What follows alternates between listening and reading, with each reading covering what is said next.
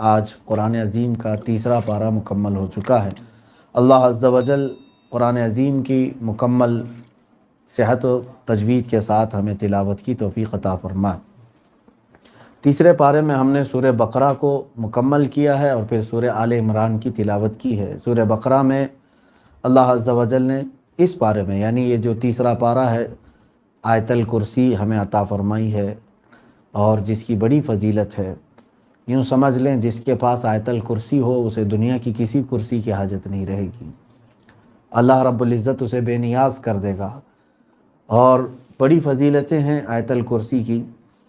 اس کے علاوہ سورہ بقرہ کی آخری 2 آیتیں جن کو ہم آمن الرسول کہتے ہیں، یہ 2 آیتیں بڑی فضیلت کی حامل ہیں۔ حضرت جبرائیل امین علیہ الصلاۃ والتسلیم نے حضور پاک صلی اللہ تعالیٰ علیہ وسلم کی بارگاہ میں عرض کیا کہ یا رسول اللہ صلی اللہ علیہ وسلم، اللہ تبارک و تعالیٰ نے آپ کو 2 ایسی چیزیں عطا فرمائی جو کسی بھی پچھلے نبی کو نہیں دی گئی تھیں۔ ایک سورہ فاتحہ ہے اور دوسرے آمن الرسول، یعنی سورہ بقرہ کی آخری 2 آیتیں۔ ان آیتوں کو تلاوت کرنے کا حکم بھی دیا گیا ہے، اور خاص طور پر رات میں سونے سے قبل جو ان کی تلاوت کرے اللہ تبارک و تعالیٰ نے اس کے لیے بے پناہ اجر کا وعدہ فرمایا ہے۔ میں آج کے اس بارے میں خصوصیت کے ساتھ جو بات عرض کرنا چاہتا ہوں، ہمارا ایک بہت ہی عظیم عقیدہ اس میں بیان ہوا ہے۔ دیکھیں، اسلام کی ایک سب سے بڑی خصوصیت آپ کو اگر میں بتاؤں، جس پر یہ اسلام کی بنیادیں ٹھہری ہیں، یعنی کل ملا کر کے ایک چیز سے جڑی ہوئی ہیں، تو وہ ہے عقیدہ آخرت۔ آخرت کا عقیدہ کہ ہمیں دوبارہ اٹھایا جائے گا، یہ جو تصور ہے وہی ہم سب کو باندھ کر کے رکھا ہوا ہے شریعت کی ڈور سے۔ آپ اگر گناہ کرنے سے ڈرتے ہیں تو صرف اس بنیاد پر کہ ہمیں آخرت میں جواب دینا ہے۔ آپ نمازیں پڑھ رہے ہیں پابندی سے، روزے رکھ رہے ہیں، بہت ساری یہاں پر جو سیدھے راستے پر چل رہے ہیں، وہ سب آپ کو ایک عقیدے سے جوڑ کر کے کرایا جا رہا ہے کہ تمہیں مرنے کے بعد جواب دینا ہے، قیامت ہونی ہے، میدان قیامت میں آپ کو کھڑے ہو کر اپنا حساب پیش کرنا ہے۔ تو یہ جو آخرت کا عقیدہ ہے یہ ہمارے لیے ایسا ہے، یوں سمجھ کے چلیں کہ اگر آخرت کا تصور کسی بندے کے دل سے نکل گیا تو اس کا مذہب کھوکھلا ہو گیا، تو جو چاہے وہ کر سکتا ہے۔ آج دوسرے لوگوں کو جو بغیر کسی خوف کے جو لوگ اپنی عیاشیوں میں مصروف ہیں، اس کی وجہ یہی ہے کہ ان کے ہاں آخرت کا تصور نہیں ہے۔ اب یہاں پر میں کچھ باتیں آپ کو عرض کروں گا کہ اللہ عز و جل کے متعلق پوری دنیا میں کچھ لوگوں نے یہ سوچ رکھا ہے کہ ہمارے مرنے کے بعد پھر وہ کیسے اٹھائے گا ہم کو۔ جیسے ہندوستان میں موجود جو غیر مسلم ہیں، ان کا بھی عقیدہ یہی ہے کہ ہمارے مرنے کے بعد ہم اپنے چتا کو آگ لگا دیتے ہیں، راکھ کر کے پانی میں بہا دیتے ہیں تاکہ پھر اس کی استھیاں بہہ جائیں تو پھر دوسرے کو نقصان نہ پہنچائیں اور کبھی پھر اس کا کچھ حساب کتاب نہ ہو۔ پہلے بھی ایسے تصور رہتے تھے۔ تو آخرت کا تصور اللہ عز و جل نے کئی نبیوں کو کچھ معجزے دے کر کے بھی قوموں کے درمیان اس عقیدہ آخرت کا اللہ تبارک و تعالیٰ نے احیاء فرمایا۔ مثال کے طور پر حضرت عزیر علیہ الصلاۃ والتسلیم اللہ کے ایک نبی ہیں، یہودی جن کو اللہ کا بیٹا کہتے ہیں۔ وقالت الیہود عزیر ابن اللہ، قرآن میں ہے 10ویں پارے میں اللہ تعالیٰ فرماتا ہے کہ یہود کہتے ہیں کہ عزیر اللہ کے بیٹے ہیں، جبکہ وہ ایک نبی تھے۔ ان کے ساتھ ایک عجیب و غریب معاملہ پیش آیا، اس کا تذکرہ آج ہم نے تلاوت کیا ہے 3 پارے میں۔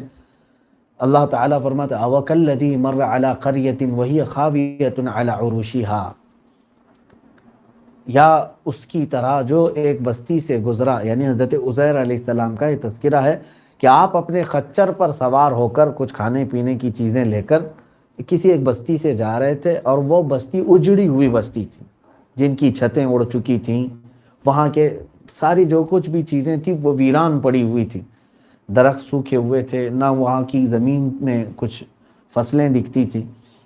تو حضرت عزیر علیہ الصلاۃ والتسلیم گزرتے ہوئے آپ نے صرف یہ کہا انا یحیی ہذہ اللہ بعد موتہا، یہ سب جو ویران ہو گئی بستی، کیا اس کے مرنے کے بعد اللہ کبھی اس بستی کو دوبارہ زندہ کرے گا؟ تو اللہ تعالیٰ فرماتے ہیں فَأَمَاتَهُ اللَّهُ مِئَةَ عَامٍ، اللہ تعالیٰ نے ان کو موت کی نیند سلا دیا۔ کس کو؟ حضرت عزیر علیہ السلام۔ اور وہ نیند ایسی تھی کہ آپ اسی جگہ پر رہ گئے، ان کا خچر بھی وہیں رہ گیا، ان کے ساتھ جو سامان تھا وہ بھی وہیں رہ گیا، 100 سال تک وہ سوتے رہے۔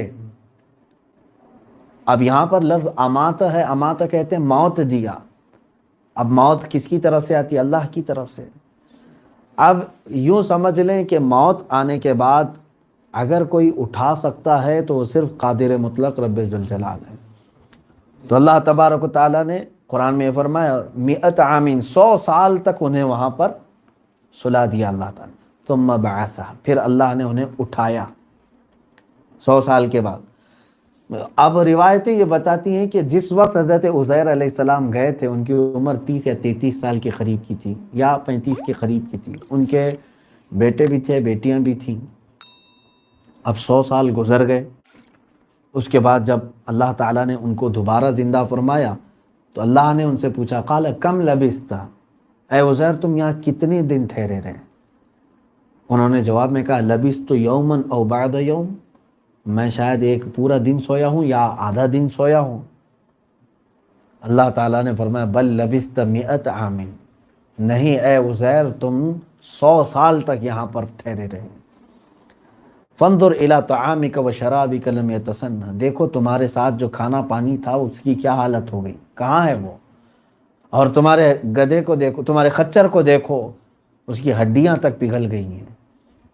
تو حضرت عزیر علیہ الصلوۃ والتسلیم نے وہ ساری چیزیں دیکھی جو ان کے ساتھ چلی تھی۔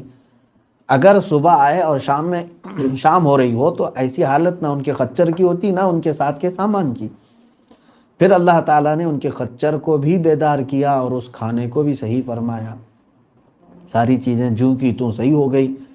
تو حضرت عزیر علیہ السلام نے کہا ان اللہ علی کل شیء قدیر، بے شک اللہ رب العزت ہر ممکن شے پر قدرت رکھتا ہے، وہ ہر ممکن چیز پر قادر ہے۔ اب حضرت عزیر علیہ السلام واپس اپنی بستی میں آئے تو ظاہر سی بات ہے ان کی عمر جہاں تھی وہیں رکی ہوئی تھی، اور ان کے جو بیٹے تھے ان کی عمر 100 سال سے آگے چل رہی تھی۔ ان کے بیٹے اور ان کی بیٹی وہ 110 یا 120 کے قریب کے پہنچے ہوئے ہوں گے جس وقت حضرت عزیر علیہ السلام تشریف لائے۔ تو اب کوئی بستی میں ان کو پہچاننے والا تک نہیں تھا۔ تو حضرت عزیر علیہ السلام نے کہا میں اللہ کا نبی عزیر ہوں۔ یہ اللہ تعالیٰ نے آپ کے ساتھ معاملہ کیوں فرمایا اس کے متعلق مفسرین فرماتے ہیں اس زمانے کے جو لوگ تھے وہ موت کے بعد، مرنے کے بعد دوبارہ اٹھائے جانے کا انکار کرتے تھے کہ ایسا کیسے ہو سکتا ہے کہ کوئی مرنے کے بعد دوبارہ اٹھایا جا سکے۔ اللہ تعالیٰ نے نبی کو نشان بنایا، معجزہ دیا۔ حضرت عزیر علیہ السلام نے جب بستی سے کہا کہ میں عزیر ہوں تو لوگ مذاق بھی اڑائے کہ کون عزیر؟ عزیر کو گئے ہوئے 100 سال ہو گئے، کیا 100 سال کے بعد کوئی دوبارہ اس طرح سے لوٹتا ہے؟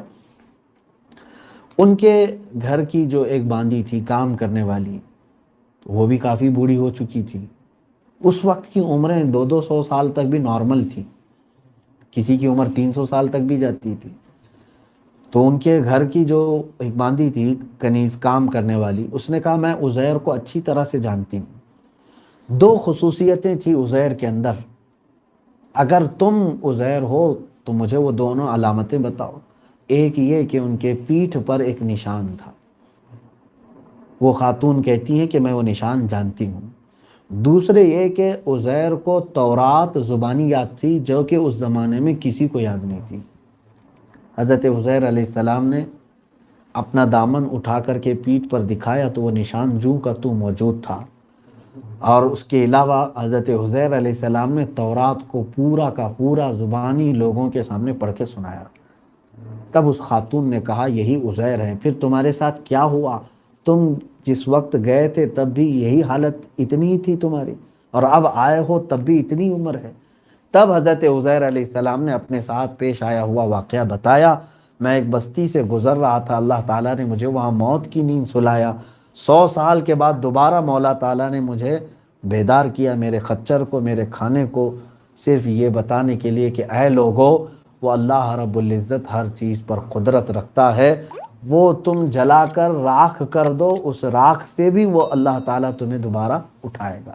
ایک یہ واقعہ آیا، جسٹ اس کے فوراً بعد ہی حضرت ابراہیم علیہ السلام کا وہ واقعہ بھی اللہ نے بیان فرمایا کہ حضرت ابراہیم علیہ السلام کے ساتھ بھی سیم ایسی چیز۔ وہ یہ آیتیں جہاں ختم ہوئی حضرت عزیر علیہ السلام کی، فوراً وہ آیتیں شروع ہو رہی ہیں، وَإِذْ قَالَ إِبْرَاهِيمُ رَبِّ أَرِنِي كَيْفَ تُحْيِي الْمَوْتَى۔ ان کا سوال الگ تھا، حضرت عزیر علیہ السلام نے یوں کہا تھا، کیا اللہ تعالیٰ زندہ کر سکتا ہے، کرے گا؟ انا یحیی، یعنی ایسی مطلب ساری چیزیں برباد ہو چکی، ویران ہو چکی ہیں بستیوں کو دوبارہ اللہ اٹھائے گا؟ ان کا سوال یہ تھا۔ ابراہیم علیہ السلام کا سوال یہ ہے، ارینی کیف تحیی الموتى، اے اللہ تو مجھے دکھا کہ مردوں کو زندہ کیسے کرتا ہے۔ یہ سوال الگ ہے۔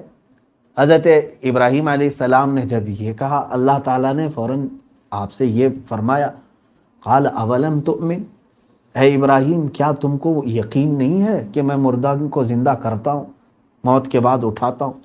انہوں نے کہا بلا ولکن لیطمئن قلبی، کیوں نہیں مولا، یقین تو ہے لیکن میں اپنے دل کو اطمینان دینا چاہتا ہوں۔ اس کو کہتے ہیں عین الیقین، یعنی یقین کے بھی درجے ہیں، بہت ساری چیزیں ہیں یقین کے درجے ہیں۔ اب یہاں پر حضرت ابراہیم علیہ السلام دیکھ کر کے یقین حاصل کرنا چاہتے تھے، یہ عین الیقین ہے۔ ایک ہوتا ہے علم الیقین، علم الیقین کا مطلب جیسے میں نے آپ کو کہا، میں نے کوئی خبر دے دی کہ ایک پرندہ ہے، اس کا فلاں نام ہے اور بہت خوبصورت ہے، آپ نے میری بات کو مان لیا اور یقین کر لیا، اس کو کہتے ہیں علم الیقین۔ میں نے کہا آگ جو ہے گرم ہوتی اور لال ہوتی ہے، آپ نے کبھی دیکھا نہیں تھا، کبھی دیکھا نہیں تھا، میری بات کو سنا اور آپ نے کیا کیا، مان لیا، اس کو کہتے ہیں علم الیقین۔ لیکن آگ آپ کے سامنے رکھی گئی اور آپ نے اس کی گرمی کو محسوس کیا اور لال پن کو بھی دیکھا، تو ابھی علم الیقین پہلے سے تھا، اب عین الیقین بھی آ گیا، دیکھ کر کے یقین ہو گیا، اور اگر ہاتھ ڈال دیے تو پھر حق الیقین ہو گیا، یعنی یہ یقین کا اعلیٰ درجہ ہے۔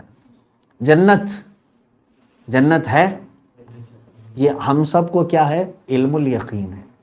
ہمارے آقا صلی اللہ علیہ وسلم نے ہمیں بیان فرمایا کہ جنت ہے، ہم نے مان لیا، یہ کیا ہے، علم الیقین۔ عین الیقین ہے کسی کو؟ ہم میں سے کسی نے جنت دیکھا نہیں۔ اب حضور پاک صلی اللہ تعالیٰ علیہ وسلم کا معاملہ یہ ہے کہ اللہ کے نبی صلی اللہ تعالیٰ علیہ وسلم کو علم الیقین بھی ہے، عین الیقین بھی ہے، اور حضور جنت میں گئے بھی ہیں، وہ حق الیقین بھی ہے۔ اللہ رب العزت موجود ہے، اللہ ہے، ہم سب کو کیا ہے، اس کا علم الیقین ہے، صرف علم ہے، اللہ ہے۔ لیکن میرے آقا صلی اللہ علیہ وسلم کو عین الیقین بھی ہے، میرے رب کو انہوں نے دیکھا بھی ہے اور محسوس بھی کیا ہے، شب معراج میں وہ حق الیقین ہے۔ تو اسی طرح سے یہ مردوں کو زندہ کرنے والا جو معاملہ ہے، حضرت ابراہیم علیہ السلام نے یہ کہا، مولا مجھے یقین تو ہے کہ تو مردوں کو زندہ کرتا ہے، لیکن میں دیکھنا چاہتا ہوں، عین الیقین چاہتا ہوں۔ تو اللہ تعالیٰ نے فرمایا فخود، رب تبارک و تعالیٰ کی منشا اور اس کی مصلحتیں وہی بہتر جانتا ہے۔ ان چار پر کے ذبح کرو، ان قیمہ بنا کر چاروں پرندوں کو ملاؤ، پورا ان کا قیمہ ایک دوسرے سے ملاؤ اور چار حصے کر کے چار پہاڑوں پر گوشت رکھ کر کیا ہو۔ ایک لمبا پروسیس تھا، دیکھنا ہے تو کچھ محنت کر کے دیکھو۔ تو جب حضرت ابراہیم علیہ السلام نے اسی طرح سے کیا، اور اس کے بعد اللہ تعالیٰ نے فرمایا ثم ادعوہن، پھر ان کو بلاؤ، ان کا نام لے کر کے بلاؤ۔ حضرت ابراہیم علیہ السلام نے بلایا تو ان پرندوں کا گوشت بھی مل چکا تھا، ایک دوسرے کا گوشت پورا مکس ہو چکا تھا، لیکن ہوا میں وہ گوشت اڑا اور جس کا گوشت تھا اس کے جسم میں جا کر کے وہ فٹ ہوتا رہا، اور بغیر سر کے وہ پرندے اڑتے ہوئے آئے اور جس کی منڈی جہاں تھی، جس کا منہ جہاں تھا، اس سے جڑ گئے اور زندہ ہو کر چلنے لگے۔ یہ معجزہ حضرت ابراہیم علیہ السلام۔ اب یہ پورا کیا ہوا، یہ عین الیقین، حضرت ابراہیم علیہ السلام نے اپنے سامنے ہوتے ہوئے یہ دیکھا۔ اب اللہ تبارک و تعالیٰ کی بارگاہ میں حضرت ابراہیم علیہ السلام نے یوں کہا، اے مولا مجھے علم تو تھا ہی، لیکن آج دل کو قرار آ گیا کہ یقیناً تو مرنے کے بعد لوگوں کو زندہ کرتا ہے۔ اب یہاں پر حضرت ابراہیم علیہ السلام نے جو 4 پرندے لیے تھے ان کے متعلق صوفیہ کاملین نے بھی نقل فرمایا، مفسرین نے بھی فرمایا ہے کہ وہ 4 پرندے، اس میں ایک مرغا تھا، ایک کبوتر تھا، ایک کوا تھا، ایک مور تھا۔ سمجھ میں آ رہی بات؟ ایک مرغا تھا، ایک کوا تھا، ایک کبوتر تھا، ایک مور تھا۔ یہ 4 پرندے حضرت ابراہیم علیہ السلام نے لیے۔ بہرحال اب وہ 4 پرندے ذبح ہوئے اور اس کے بعد ان کے ساتھ جو معاملہ ہوا، قدرت خداوندی کا وہاں پر مظاہرہ ہوا۔ اللہ تعالیٰ نے اپنی قدرت کو دکھایا کہ چاہے کسی کا گوشت کہیں پر بھی ہو، جب وہ اٹھانا چاہے تو اٹھائے گا۔ تم قبروں میں بوسیدہ ہو جاؤ، 1000 سال کے ہو جاؤ، جب وہ مولا چاہے گا تو پھر دوبارہ تمہیں اٹھائے گا۔ یہ عقیدہ ہمیں رکھنا ضروری ہے۔ ہم سب اٹھائے جائیں گے، چاہے کوئی شیر ہمیں نگل جائے، پانی میں ڈوب کر کے مر جائے، چاہے آگ میں جل کر کے ختم ہو جائے، لیکن اللہ عز و جل ہمیں دوبارہ اٹھائے گا۔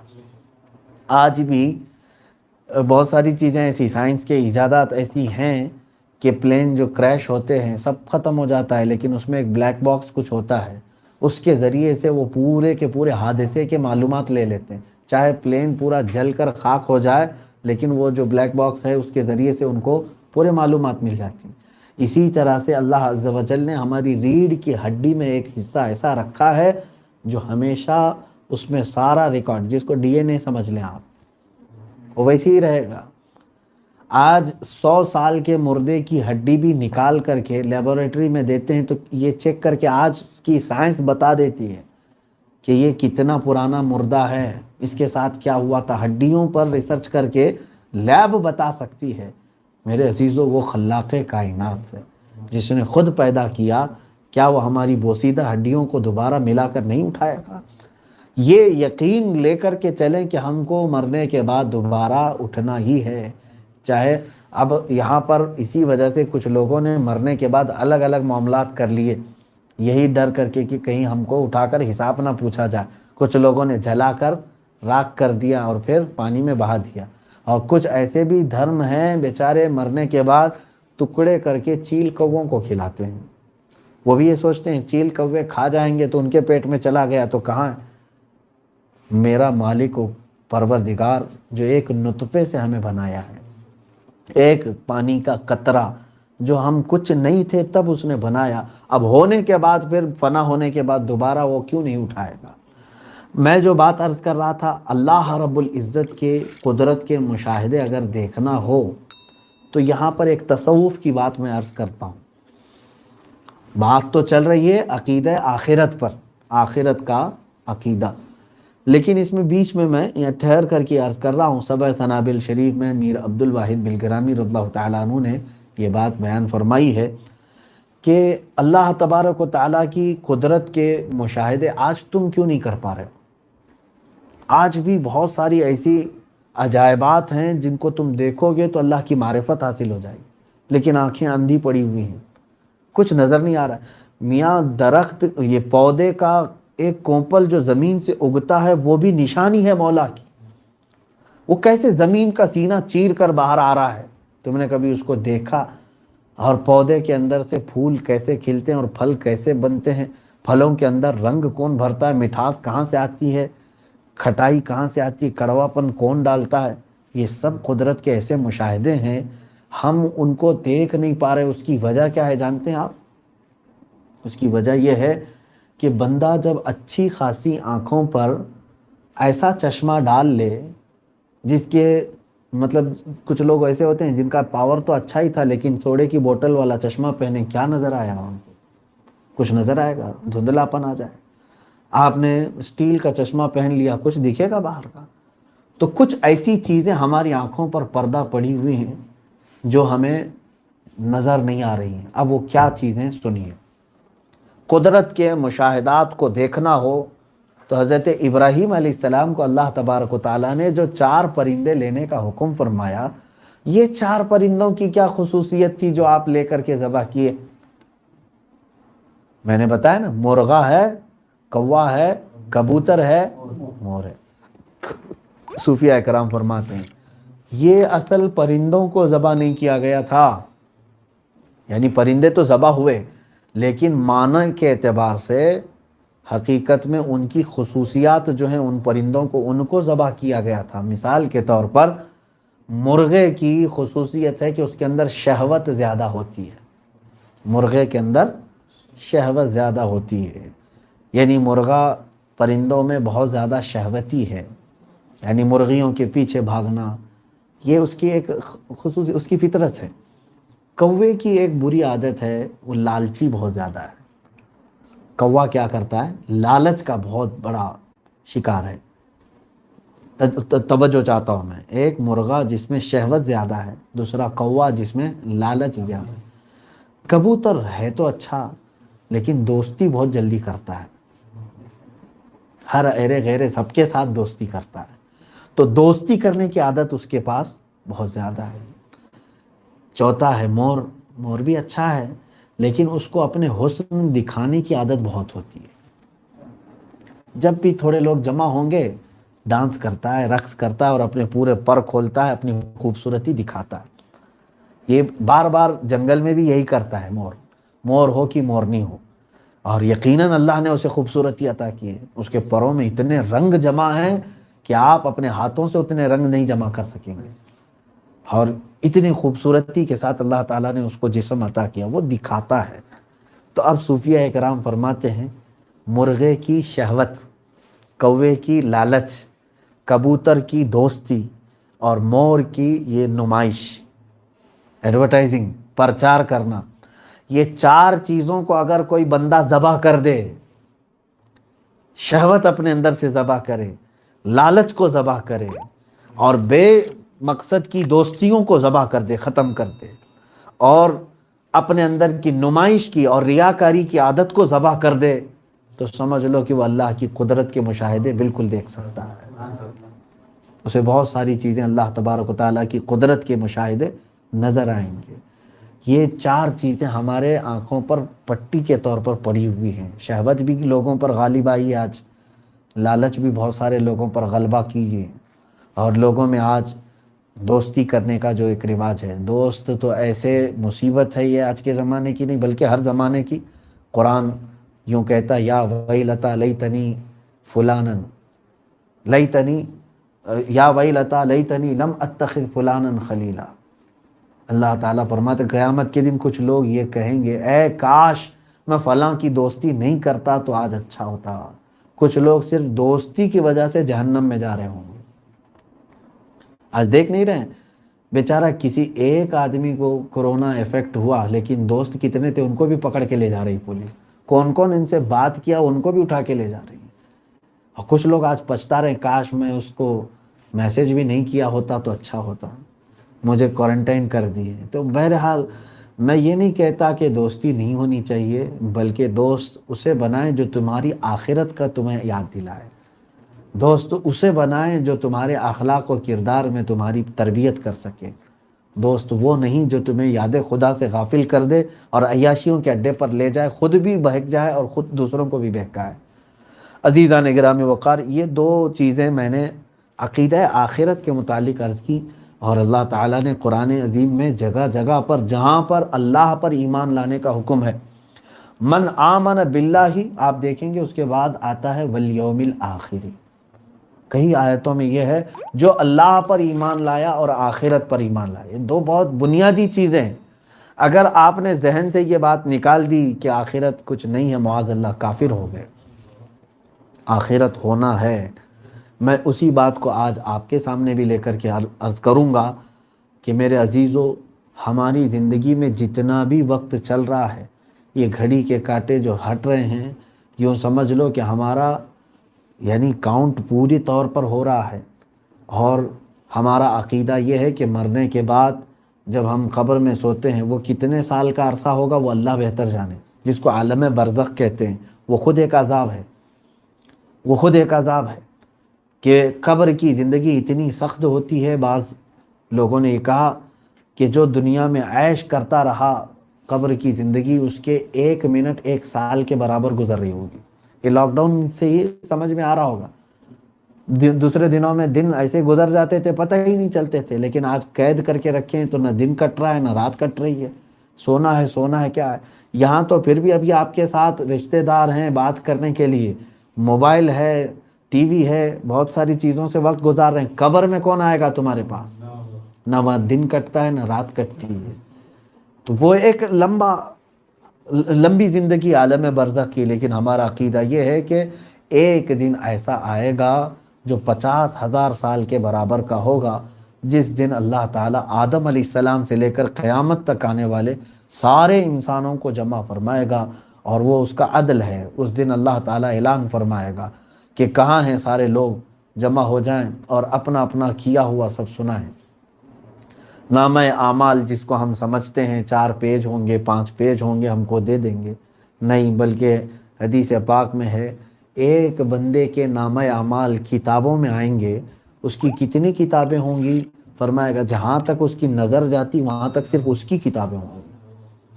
اور وہ بندہ چیخ چیخ کر کے کہے گا اے اللہ، کیا یہ کتاب کیسی تو نے میرے پاس دے دیا، اس میں نہ کسی چھوٹی چیز کو چھوڑا نہ کوئی بڑی چیز چھوڑا ہے، سب کچھ اس میں آ گیا ہے۔ اب وہاں پر یہ جو تمام معاملات ہیں میں کیوں سنا رہا ہوں کہ اگر آپ کو یہ تصور نہیں رہے گا قیامت کا تو پھر جسم جو ہے ہمارا دنیا کے فضولیات میں، لغویات میں، عیاشیوں میں پڑ جائے گا۔ جب بھی تمہیں کسی چیز کی خواہش ہو رہی ہو برے کام کی، یہ سوچ کر کے چلو تھوڑا اور صبر کر لو، میرے لیے جنت کا شربت تیار ہے، تھوڑا اور میں صبر کر لے جاؤں، میرے لیے اللہ نے جنت کی حوریں رکھی ہیں۔ اگر تم نے یہاں کی عورتوں پر اپنا دل دے بیٹھا اور ان کے پیچھے گناہ کر لیے، سمجھ جاؤ کہ آخرت کے تمام حسن سے تمہیں محرومی ہوگی۔ تم وہاں کی ساری قربانیاں دے رہے ہو صرف 4 دنوں کی زندگی کے لیے۔ جنت کا جوان ایسا ہوگا کہ اسے 100 مردوں کی طاقت دی جائے گی۔ تم نہ جنت میں بوڑھے ہوگے نہ بیمار ہوگے، تمہارا حسن کبھی ختم نہیں ہوگا۔ یہاں اگر کچھ بھی کر لو، ساری دوائیں معجونیں طاقت کی سب حاصل کر لو، مشکل سے میرے خیال سے کسی عورت کے ساتھ تم 10 سال 15 سال جی لو گے جو عیش کے ہوں گے، اس کے بعد پھر بڑھاپے کے ہی دن ہیں۔ طاقت کی کمزوری الگ، جسم کا حسن کا گرنا الگ، یہ تمام معاملات تو یہاں یہ فانی جسم کے ساتھ ہمارے ساتھ ہوتے ہی رہیں گے۔ حیرت ہے ان لوگوں پر جنہوں نے اپنے آخرت کو یہ 4 دن کی زندگی پر قربان کر دیا، وہ بڑے خسارے میں ہیں۔ انہی کے لیے اللہ نے فرمایا والعصر ان الانسان لفی خسر، زمانے کی قسم انسان گھاٹے میں ہے۔ اللہ فرما رہا ہے انسان گھاٹے میں ہے۔ اولئک الذین اشتروا الضلالۃ بالہدی، یہ وہ لوگ ہیں جنہوں نے گمراہی کو خرید لیا ہدایت کے بدلے میں۔ کتنے بیوقوف ہیں ایسے لوگ۔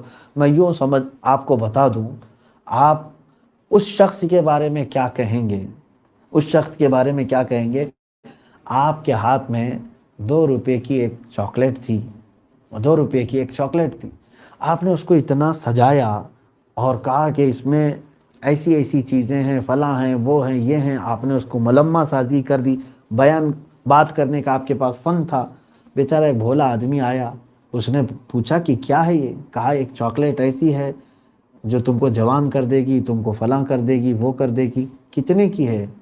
آپ نے کہا 1 لاکھ روپے کی۔ 1 لاکھ روپے کی۔ اس بندے نے 1 لاکھ روپے دے دیے اور آپ نے اس کو 2 روپے کی چاکلیٹ پکڑائی۔ آپ نے اس کو بیوقوف بنایا کہ نہیں بنایا؟ اور میں سمجھتا ہوں وہ کتنا بڑا بیوقوف ہے جو اتنی بڑی رقم 1-2 روپے کی چاکلیٹ پہ دے دیا اور واپس لایا، اس چاکلیٹ میں کچھ بھی نہیں تھا۔ سیم ایسی ہی ہے دنیا، یہ ساری چیزیں ایسے دکھاتی ہے، یہ جتنے بھی ہماری زندگی کے طور طریقے ہیں یوں ہمیں بتاتی ہے کہ بھائی کیا کرنا ہے، نہیں زمین تو لینا ہے، گھر تو بنانا ہے، اتنا وہ کرنا ہے، اور یہ تمام چیزیں جمع کرنا ہے، بینک بیلنس ہونا ہے، ارے یہ نہیں ہے تو کیسے چلے گا، ویسے چلے گا۔ تو بندہ بیچارہ اپنی نمازیں چھوڑ دیتا ہے، اپنی آخرت کی لاکھوں نہیں کروڑوں نہیں اربوں کی قیمت کی جنت کو چھوڑ دیتا ہے اور اس کے پیچھے لگ جاتا ہے۔ کتنا بڑا خسارہ ہے، کتنا بڑا گھاٹا ہے۔ اسی لیے آخرت کا تصور جس کے ذہن سے نکل گیا تو وہی لوگ ہیں جو آج آوارہ ہیں، لغویات میں پڑے ہوئے ہیں۔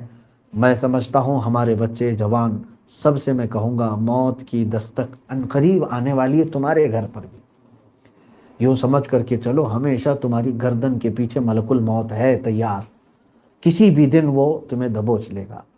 موت کا فرشتہ تمہارے آگے پیچھے ہے، تمہاری روح نکالنے کے لیے وقت ذرا بھی نہیں لگے گا۔ ایک بندے کی روح نکالنے کے لیے انہیں زیادہ وقت نہیں لگتا۔ عزیزان گرامی وقار، یہ تمام باتیں میں نے عقیدہ آخرت کی اس لیے عرض کی کہ آج اکثر لوگ اپنے زندگی میں اتنے مست ہو چکے ہیں کہ ان کو یہ یاد بھی نہیں رہ گیا کہ ان کو بھی مرنا ہے، ان کو بھی جانا ہے، ان کو بھی اللہ رب العزت کے حضور کھڑا ہونا ہے۔ لہٰذا ان تمام چیزوں کو اللہ تبارک و تعالی ہمیں اصلاح کی توفیق عطا فرمائے۔ ہمارے آخرت کا تصور جب تک رہے گا، میں ہمارے خاندانی بزرگ تھے، ان کے متعلق میرے والد ہمیشہ کہتے تھے، کوئی بھی کچھ کہتا تھا تو وہ صرف اتنا کہتے تھے، آخرت سے ڈرو، آخرت سے ڈرو کہ تمہیں حساب دینا ہے۔ وہ کسی کو بھی کچھ بھی بولتے، بچوں کو بھی ڈانٹتے تو یوں کہتے تھے کہ بیٹا تو ایک دوسرے کے ساتھ تم جھگڑا کر رہے ہو، آخرت سے ڈرو، اللہ کے پاس تمہیں حساب دینا۔ حتیٰ کہ حدیث پاک میں اگر آپ نے بیل کو، جانور کو بھی مارا ہے، قیامت کے دن وہ جانور بھی اٹھایا جائے گا اور وہ کہے گا کہ میرے چہرے پر فلاں پر اس نے مارا تھا، اس کو مجھے بدلہ دیا جائے۔ حالانکہ جانوروں کو معدوم کر دیا جائے گا بعد میں، لیکن ان کو ان کا حق دلایا جائے گا۔ یہ تمام چیزیں تھی آخرت کے تصور کی، بہت ساری باتیں رہ گئی ہیں عرض کرنے کی تفسیر میں۔ آل عمران میں اللہ تبارک و تعالیٰ نے جو باتیں عرض فرمائی ہیں، ارشاد فرمائی ہیں میرے مولا تعالیٰ نے، عقیدے کے متعلق بہت ساری ہیں، خاص طور پر ایک آیت میں تلاوت کر لوں، قل ان کنتم تحبون اللہ فاتبعونی یحببکم اللہ۔ کون ہے دنیا میں جو یہ نہیں چاہتا کہ اللہ تبارک و تعالیٰ سے محبت کرے؟ آپ لوگ بھی چاہتے ہیں، ہم بھی چاہتے ہیں، آپ چاہتے ہیں نا کہ میں اللہ سے محبت کروں۔ کچھ لوگوں نے مجھے یہ میسج کیا تھا کہ کچھ ایسا طریقہ بتائیے جس میں ہم صرف اللہ سے محبت کریں، ساری محبتیں نکل جائیں۔ میں ان کو ڈبل چیز بتاتا ہوں۔ آپ نے سوال کیا، کیا کیا؟ ہم اللہ سے ہی محبت کرنے لگ جائیں، ایسا کوئی وظیفہ وغیرہ بتا دو۔ بلکہ میں آپ کے سوال کا الٹ کر کے بتا دوں، آپ چاہ رہے ہیں نا آپ اللہ سے محبت کا راستہ دیں، اگر میں یہ بتا دوں تم نہیں، اللہ ہی تم سے محبت کرنے لگ جائے، اللہ ہی تم سے محبت کرنے لگ جائے۔ ہاں ہے، یہ آیت میں آج ہم نے پڑھا ہے، اللہ تعالیٰ یوں فرماتا ہے، قل ان کنتم تحبون اللہ، اے محبوب آپ فرما دیں کہ اگر تم چاہتے ہو کہ اللہ سے تم محبت کرو تو ان سب سے کہو فاتبعونی، اے لوگوں میرے پیچھے چلو۔ حضور صلی اللہ علیہ وسلم کو حکم ہوا کہ آپ اپنے غلاموں سے کہیں کہ میرے پیچھے چلیں، حضور کے پیچھے چلیں، تو کیا ہوگا؟ جو حضور کے پیچھے چلا یحببکم اللہ، اللہ ان سے محبت کرے گا، اللہ ان سے محبت کرے۔ ان کے جو ہم غلام تھے، خلق کے پیشوا رہے، ان سے پھرے جہاں پھرا، پھر آئی کمی وقار میں۔ اسی کو اس آیت کا یوں سمجھ لیں، اس آیت کا ایک شعر میں ترجمہ اگر دیکھیں گے تو اقبال نے یوں کہا ہے، حضور صلی اللہ تعالیٰ علیہ وسلم کی اس محبت کو اگر میں شعر میں یعنی ترجمہ قرآن کو بتاؤں تو یوں سمجھ لیں، مشہور زمانہ شعر اقبال کا کہ کی محمد سے وفا تو نے تو ہم تیرے، اللہ تعالیٰ فرما رہا ہے کہ محمد سے وفا تو نے تو ہم تیرے، یہ جہاں چیز ہے کہ لوح و قلم تیرے، سب کچھ تیرا ہے۔ حضور اکرم صلی اللہ علیہ وسلم کے پیچھے جو چلا، پوری کائنات اس کے لیے نرم بنا دی جاتی ہے۔ تاریخ میں ایسے بہت سارے غازیوں کو ہم نے پڑھا ہے، بہت سارے شہداء کو پڑھا ہے، بہت سارے اولیاء کو ایسا پڑھا ہے کہ جو حضور صلی اللہ علیہ وسلم کی محبت میں فنا ہو گئے، اللہ نے پوری دنیا ان کے پیچھے لگا دی، ان کے تذکرے کبھی ختم نہیں ہوتے۔ ہمارے ہندوستان میں عطائے رسول بھی ہیں، عاشق رسول بھی ہیں۔ سلطان الہند غریب نواز رضی اللہ تعالیٰ عنہ عطائے رسول، حضور کی محبت میں وہ فنا تھے۔ عاشق رسول امام احمد رضا خان فاضل بریلوی رضی اللہ تعالیٰ پوری زندگی وقف کر دی تھی میرے آقا کے پیچھے چلنے کے لیے، حضور صلی اللہ تعالیٰ علیہ وسلم کے لیے ہی آپ نے پوری زندگی وقف کر دی۔ اپنے دل کا ہے انہی سے آرام، اعلیٰ حضرت نے خود یہ کہا، لو لگی ہے کہ ہم اس در کے غلام۔ تو میرے عزیزو، حضور صلی اللہ تعالیٰ علیہ وسلم کے پیچھے چلنے کا مطلب یہ نہیں ہے کہ یا رسول اللہ صبح شام کہتے رہیں اور پھر اعمال میں یہود و نصارہ کی طرح کرتے رہے. اس کا مطلب پیچھے چلنا نہیں ہوا. اب مثال کے طور پر آپ یہاں آ کر کے ہمارے سامنے ہاتھ چوم رہے ہیں، بڑی محبت سے حضرت حضور کرتے ہیں، اور پھر پیچھے جا کر کے ہمارے قتل کا منصوبہ بناتے ہیں، تو اس کو کیا کہیں گے؟ یہ منافق شخص ہے.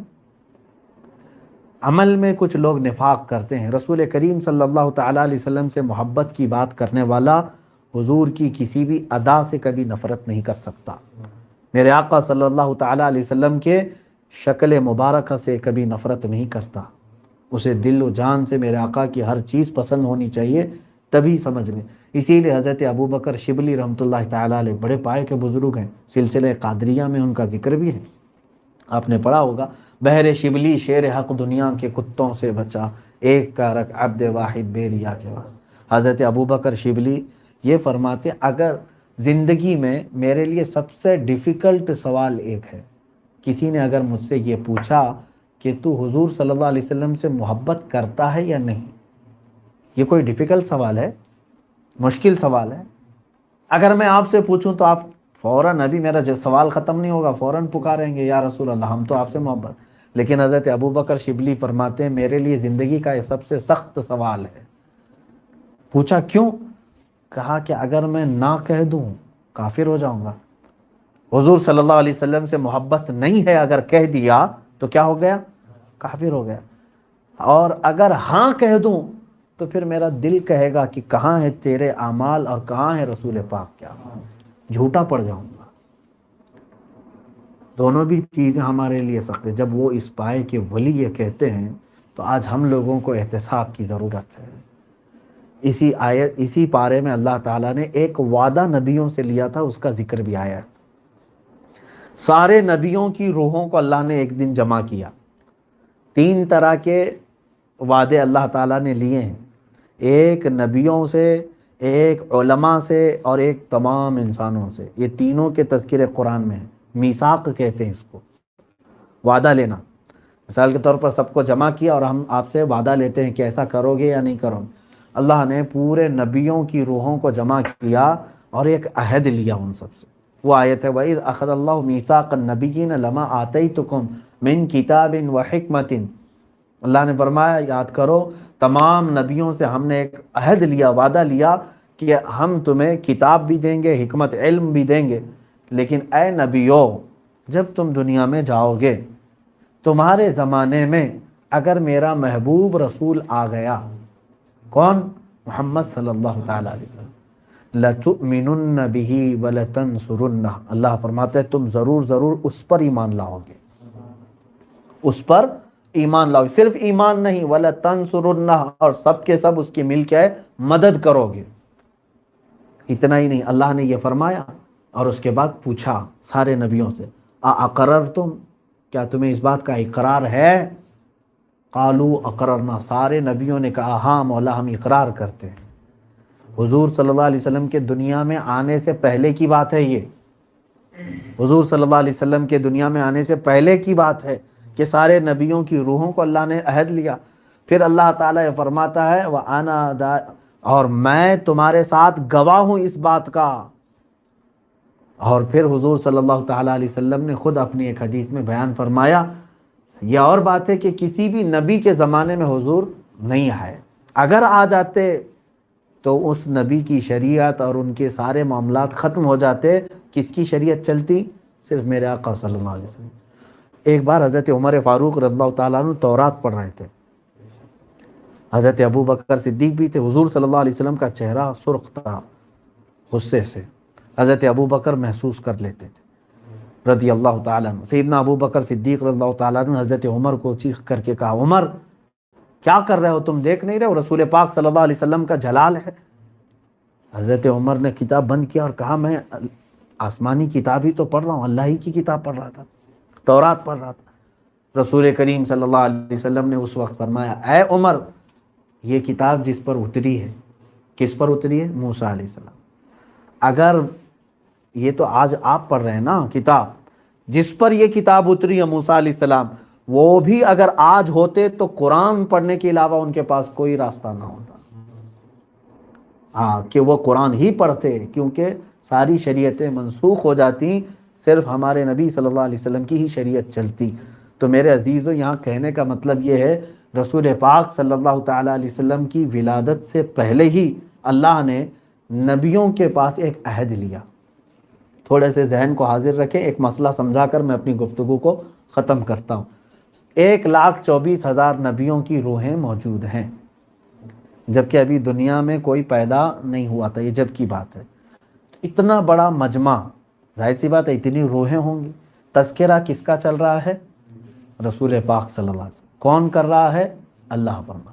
اور حضور صلی اللہ علیہ وسلم کے متعلق یہ کہا جا رہا ہے کہ اگر وہ رسول آ گئے تو تم سب مل کر کے کیا کرو گے؟ مدد بھی کرو گے اور ایمان بھی لاؤ گے۔ میرے عزیزو، اسی طرح سے ہم مجمع جمع کر کے میرے آقا کی میلاد ہی تو پڑھتے ہیں۔ ہم سارے لوگوں سے کیا کہتے ہیں؟ حضور کے اوصاف ہی تو بیان کرتے ہیں۔ نبی کونین صلی اللہ علیہ وسلم جب تشریف لائے تو منظر ایسا تھا، سارے زمین و آسمان میرے آقا کے ادب میں تھے، حور و غلمان و ملک سارے میرے آقا صلی اللہ علیہ وسلم کے استقبال میں تھے۔ یہی تو میلاد میں ہم بیان کرتے ہیں۔ تو حضور کی ولادت کا ذکر کرنا در حقیقت قرآن پاک میں اللہ نے فرمایا یہ خود رب تبارک و تعالیٰ کی سنت ہے، اور وہ بھی سب سے پہلی حضور کی میلاد کہاں بیان ہوئی ہے؟ نبیوں کے مجمع میں، اور بیان کرنے والا کون ہے؟ اللہ رب العزت۔ تو یہ سمجھ کر کے چلیں، رسول کریم صلی اللہ علیہ وسلم کے میلاد کی محفل اگر ہو رہی ہو تو بیان کرنے والا رب تعالیٰ کی سنت ادا کر رہا ہے، اور سننے والے سارے نبیوں کی سنت پر عمل کر رہے ہیں۔ یہ میلاد کے لیے جھگڑے چل رہے ہیں کہ کہاں سے ہے، وہاں سے ہے، یہاں سے، قرآن پڑھیں آپ کو سمجھ میں آئے گا۔ بہرحال ہم ہیں الحمدللہ، ہمارے لیے تو اتنا ہی کافی ہے کہ وہ جہنم میں گیا جو ان سے مستغنی ہوا، ہم رسول اللہ کے جنت رسول اللہ، بلکہ ہے خلیل اللہ کو حاجت رسول اللہ کی، عرش حق ہے مسند رفعت رسول اللہ کی، دیکھنی ہے حشر میں عزت رسول اللہ کی۔ تو بہرحال ہم یہ سمجھ کر کے چلیں کہ اللہ کے حبیب صلی اللہ تعالیٰ علیہ وسلم ہمارے درمیان ہیں۔ اللہ تعالیٰ نے یہ اتنا بڑا اعزاز ہمیں عطا فرمایا ہے کہ ہر سانس کے بدلے بھی ہم درود پڑھیں تو بھی اس کا شکر نہیں ادا ہو سکے گا۔ اللہ کریم ہم سب کو کہنے سننے سے زیادہ عمل کی توفیق عطا فرمائے۔ سورہ آل عمران میں بہت ساری چیزیں تھیں، میں نہیں کہہ سکا، پچھلی تفسیروں میں بھی ہماری باتیں عرض ہو چکی ہیں۔ آل عمران حضرت عیسیٰ علیہ السلام کے خاندان کو کہتے ہیں۔ عیسیٰ علیہ السلام کے نانا حضرت عمران اور ان کی بیوی حضرت حنا اور حضرت عیسیٰ علیہ السلام کی ماں حضرت مریم، انہی لوگوں کو آل عمران کہتے ہیں۔ عمران کی آل و اولاد، بس یہی 4 ہی لوگ ہیں اس کے اندر، آل ان کو کہا گیا ہے۔ ان کا تذکرہ سورہ آل عمران میں ہے۔ بہت ساری باتیں ہیں، انشاءاللہ العزیز پھر موقع ملے تو عرض کروں گا۔ اللہ کریم قرآن عظیم کی ہر آیت پر عمل کی توفیق عطا فرمائے۔ قیامت کے دن مولا تعالیٰ اس قرآن عظیم کو ہمارا شفیع اور ہمارا حمایتی بنائے، ہمارے خلاف کھڑے ہونے والا نہ بنائے۔